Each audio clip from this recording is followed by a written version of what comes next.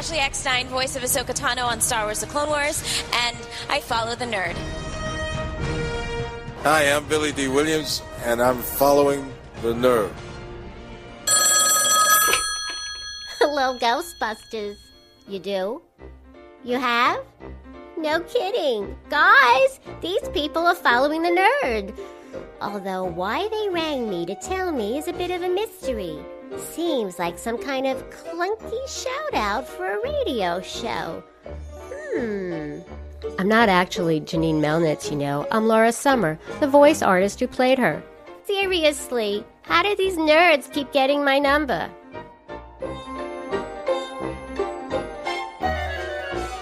This is Anthony and Gruber. Nerds. I hate these guys. I'm Maisie Williams, I play Arya Stark in Game of Thrones, and I'm following the nerd.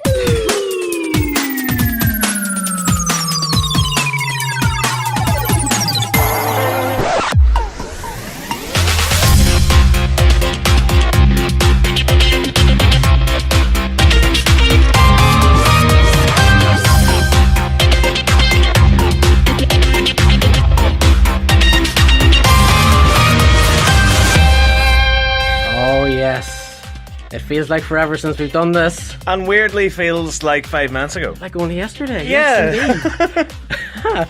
Well, it's a new studio, it's a new setup, but it's the same old faces, the same old names, the same old voices. The same old voices, yeah. Faces not so much. Maybe this is radio, you know. Yeah. I can see you've kind of slacked off a wee bit here. You're a bit ropey on it, you know. It's been 3 years, but we are back. We are. To inflict ourselves upon your ears. It's almost 3 years to the night. Yeah, I think it was about the 15th of August 2015 was our final farewell show where we had all the old crew back in again and tried and failed to stream it live. And here we are 3 years later, still with the same problems. That's unreal. You know, 3 years. 3 years. Okay, now, for anybody who doesn't know, I'm Mark. I'm Saxon. And this is the Following the Nerd show. We used to be a big part of a radio station a few years ago. We were a pretty big show. We went off air for a few years. Yeah. And due to the fan demand. Yeah, we had to bring it back. You know, I mean, there were petitions, everything, trying to keep us off the air. We ignored those, and we're back. Yeah, so we're a big entertainment show. This is kind of what we do. Our website is followingthenerd.com. We're all about movies and TV shows and everything else. And tonight we have a big interview. It was one that we hoped to get for a long, long time. And it's with a guy called Paul Feig. If you don't know who that is, he was the writer and director of Ghostbusters Answer the Call, which came out just over 2 years ago. And we're going to be playing that in a little while. So we spoke to him a couple of weeks ago. It's a really good interview because, you know, I think it's fair to say Ghostbusters wasn't met with the warmest of receptions. It wasn't. And I think it's also fair to say it's not necessarily an interview. It's more like a conversation. It's a conversation. As you so rightly put it. It's a conversation between three massive nerds. Yeah. Yeah. One just so happened to have directed the very divisive Ghostbusters movie. And we sat down with him. No agendas, no politics here. Just tell us your side of the story.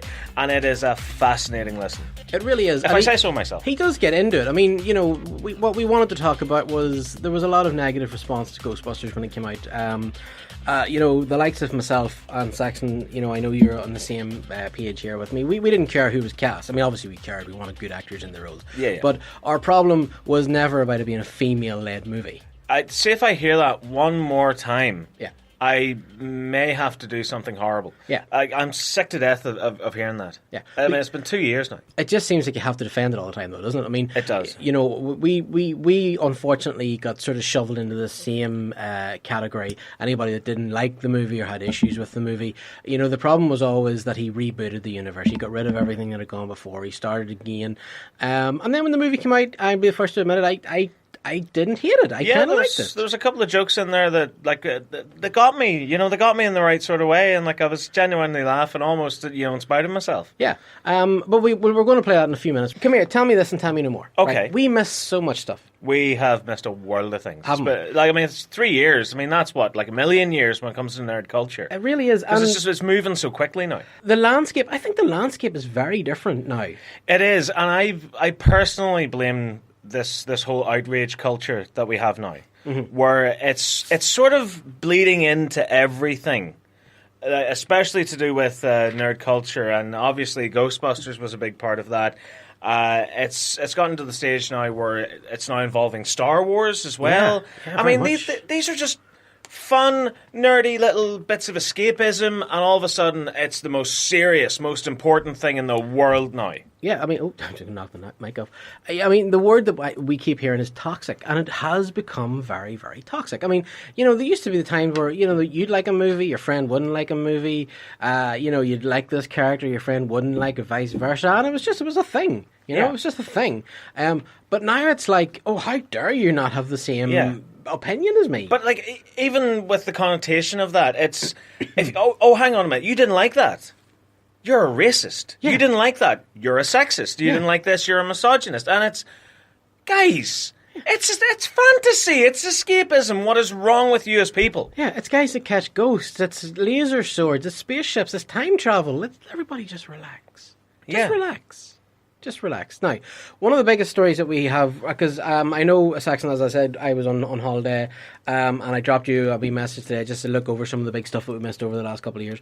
Yeah. And one of the biggest stories has to be the fact that I think it's coming back next month, but we're getting Doctor Who. I've heard October for Doctor Who. But yeah, of course, you're referring to the story that the 13th Doctor is played by Jodie Whittaker, which is a woman. A woman as a doctor? My goodness. In the time machine. I love that. Like, the internet basically reacted like it was the 18th century. A woman can't be a doctor. Are you mad?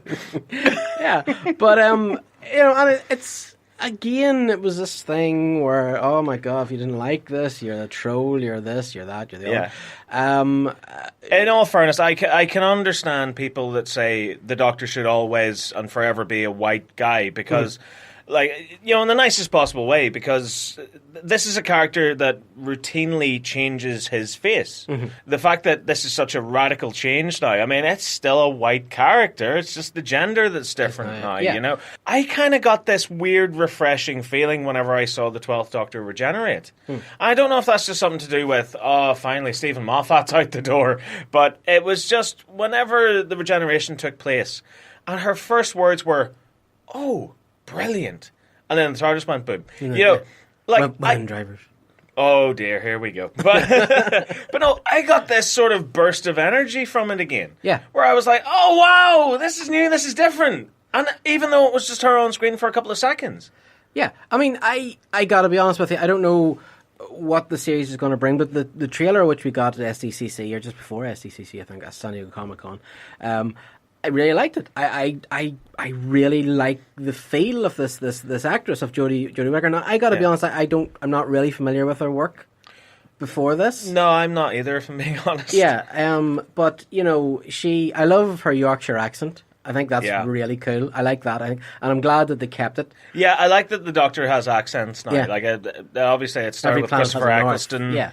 Where and then with Peter Capaldi, he kept a Scottish accent, whereas David Tennant didn't. And now we've got Jodie Whittaker's accent. Yeah, and I love, because I get that very little voice kind of. What do you call it? I can't remember the name of the actress that was in Little Voice. She was in Hitchhiker's Guide to the Galaxy and stuff. I've blanked, but I get that sort of vibe from her. She's Jane Harkes. Jane Harkes, yes. There we are. I've got that kind of vibe from her. I am rusty. Yeah, no, I'm the same. So It'll come back. It'll come back. Feel the brain just turning over there. And I'm just going to say it. She's really pretty. She is, She's really pretty. And it just, what I've seen, I like. I do like what I've seen of it so far. Yeah, see, I think the main sort of problem with Doctor Who is, over the last couple of years, it's had this sort of dark and dank and depressing sort of undertone to it. Yeah.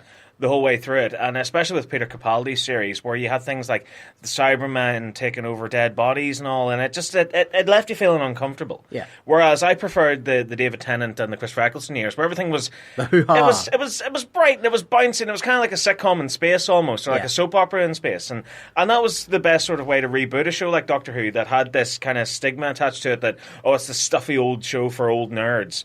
This was a great way to sort of modernize it and get a new generation of fans on board. So I'm hoping that's what they do with Chris Chibnall and Jodie Whittaker's first series.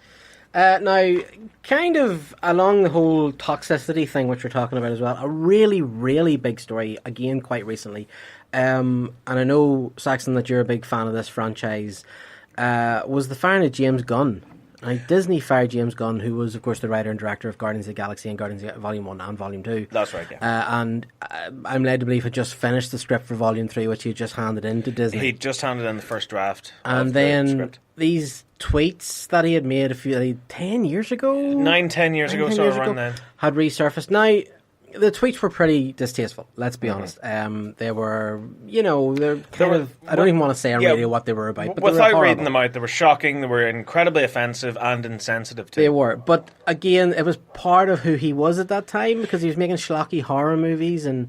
Yeah, I think it was one of those cases of, hey, notice me, I'm an up-and-coming director, and the best way to do that is to create controversy. Yeah. I mean, it's not that he believes it or buys into it, it's that sort of shock humour, it's almost on that kind of Family Guy level, where they'll do it just to provoke a reaction. Yeah, that's actually, yeah. So, but he put these tweets out, and then 5 or 6 years ago, I believe he came out and apologised for them, which would have been around the time that he became a big noise at Disney, because, you can see his influence. Thor Ragnarok was basically Guardians of the Galaxy Volume 3, and then Infinity War, he directed the Guardians scenes. Yeah. So he definitely has introduced this flavour, just as Joss Whedon had before them, and then the Russo brothers are kind of doing it. He was one of the voices in the MCU, in the Marvel Cinematic Universe. He is the one for me that has gotten the closest to creating a true comic book movie. Yeah, I think that's fair. I mean, just as Christopher Nolan got as close as you can get to creating a graphic novel movie. This is banana balls. This is crazy. Yeah. And somehow it works. Yeah. Where you have this eclectic mix of characters, these weird backgrounds in which the action takes place, and this wonderful humour and interplay between the characters, and all that sort of came from James Gunn, and it sort of turned this franchise that was about a couple of real world based heroes living on Earth into this massive, broad, open landscape that allowed you then to introduce characters like Doctor Strange and now Captain Marvel next year as well, and all that was down to James Gunn's hard work. And so these tweets came out, which had been deleted from his Twitter. He had deleted them a long time ago. These tweets came out. Marvel got a taste of them. I remember seeing them coming online, people going, oh my God, look at these tweets. And I remember texting my brother, who, like you, is a big fan of the Marvel movies, big fan of Guardians of the Galaxy. And I was like, he's gone. There's no way that they're going to keep him on after these tweets. And sure enough, within a matter of hours, gone. But do you think is that ethical, though? In order to fire someone from a job, from mistakes that they made, shall we say, 10 years prior? It's a tricky one, because I'm a big defender of free speech. I really am. I and off air and everything else, I'll say shocking stuff. I don't care. I have no filter sometimes, and I think I think you're entitled to say that. As long as you're not deliberately malicious or setting out to hurt somebody or really offend somebody. Yeah. Humor is humor. Okay, I think if Ricky Gervais said if you have an opportunity to make somebody laugh, you got to take that chance, no matter how risky it is. Yeah. I'm a big believer in that. However, I think, given the nature of these tweets, not that I was offended by them, or I think anybody should be offended by them, but I think that when you work for a company like Disney, once those are out there and people are aware of them and have seen them, they have to do what they did.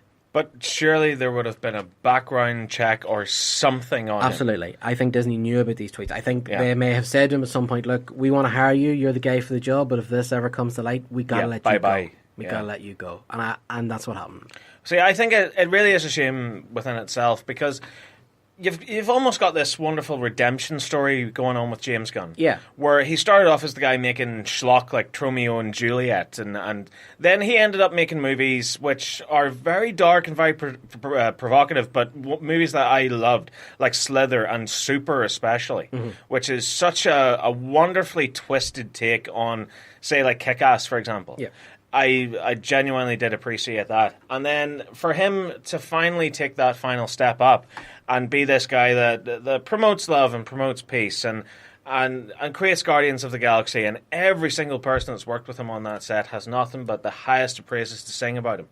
Like, even the Guardians of the Galaxy cast came out there recently and said, look, we don't approve of what he did, but that was him then. He's come a long way since. He's a wonderful person now. He's helped shepherd us through 2 of these movies now, and practically part of a 3rd. And it's very unfair that's what's happened to him as a result.